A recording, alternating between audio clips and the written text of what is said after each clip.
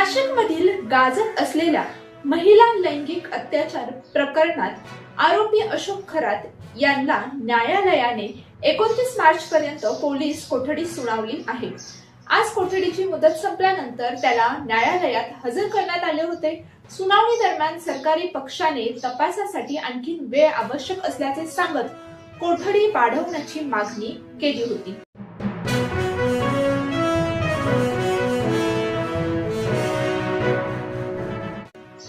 मंत्री शंभूराज देसाई यांना झालेल्या धक्काबुक्की प्रकरणावर खासदार सुप्रिया सुळे यांनी तीव्र प्रतिक्रिया दिली आहे।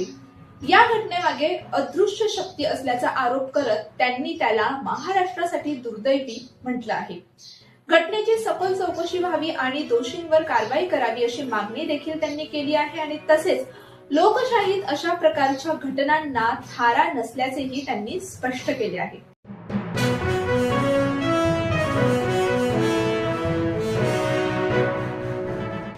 भोंदूबाबा अशोक खरात प्रकरणाची माहिती दिवाळीतच मुख्यमंत्र्यांना होती, मग 6 महिने कारवाई का नाही झाली असा सवाल काँग्रेस प्रदेशाध्यक्ष हर्षवर्धन सपकाळ यांनी उपस्थित केला आहे।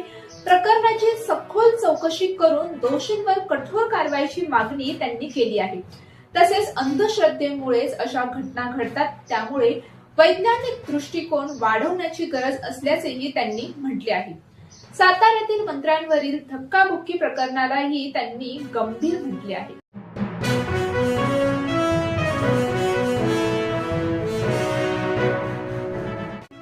नाशिक जिल्हा न्यायालयाच्या बाहेरून पोलिसांनी तृप्ती देसाई यांना ताब्यात घेतलं आहे। तृप्ती देसाई भोंदू कॅप्टन खरात यांचा निषेध करण्यासाठी आल्या होत्या आणि तिथून त्यांना ताब्यात घेतलं आहे।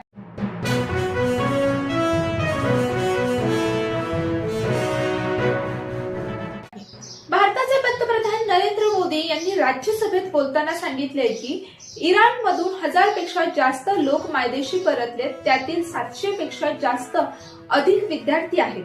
भारतीयांच्या सुरक्षतेसाठी आम्ही सर्व आखाती देशांच्या संपर्कात आहोत। तसेच होमरूस मधून भारतीय जहाजे सुरक्षितपणे यावीत यासाठी देखील आम्ही प्रयत्नशील आहोत।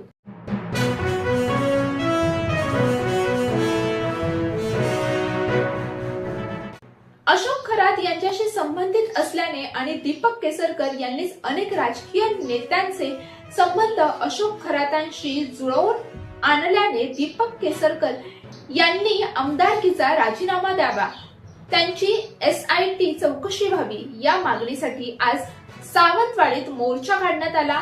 ठाकरे शिवसेनेने हा मोर्चा काढलाय।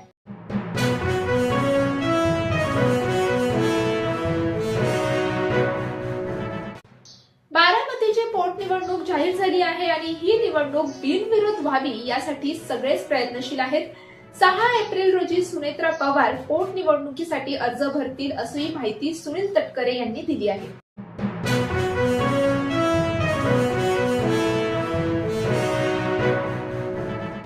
मनोज जरांगे पाटील आज आझाद मैदानात दाखल होणार आहेत। धनगर आरक्षणासाठी उपोषणाला बसलेले दीपक बोराडे यांना ते पाठिंबा देणार आहेत आणि आज त्यांच्या उपोषणाचा 9वा दिवस आहे आणि मनोज जरांगे यांना भेट देणार आहेत।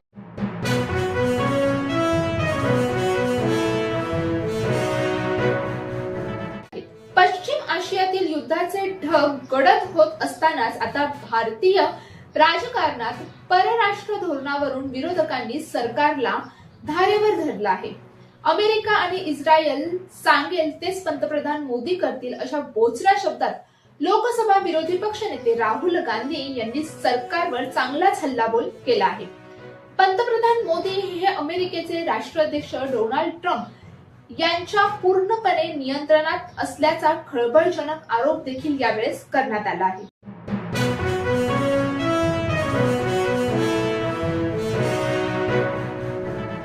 IPL 2026 ची सुरुवात होण्याआधीच BCCIने नवीन नियम जाहीर केले आहेत। यंदा IPL पर्व 28 मार्चला सुरू होणार असून शेवटच्या क्षणी BCCIने काही महत्त्वाचे नियम बदल लागू केले असून अचानक झालेल्या या बदलामुळे IPLच्या सर्व संघांमध्ये प्रचंड चर्चा सुरू झाली आहे। तसेच या नवीन नियमांचा आगामी IPL पर्वात मोठा बदल परिणाम हा दिसून येणार आहे।